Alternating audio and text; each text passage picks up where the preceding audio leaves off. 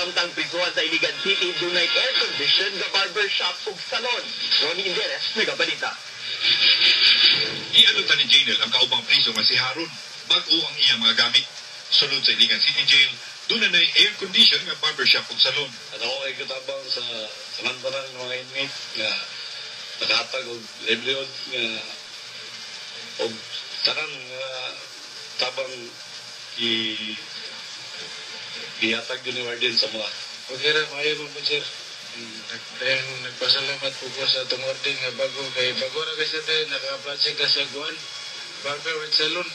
Ang Amerikano si Robert Scupper ang nagpatungkod ni ini aron matabangan mo kita ang mga priso. It's one of the modern jail, not only in Region 10, but throughout the county, in which all equipments are brand new.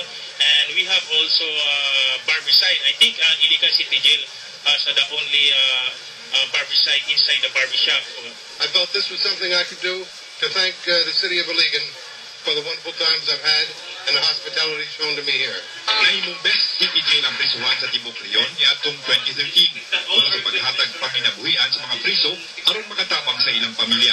Ronnie Inderes, ABS-CBN News, Iligan City.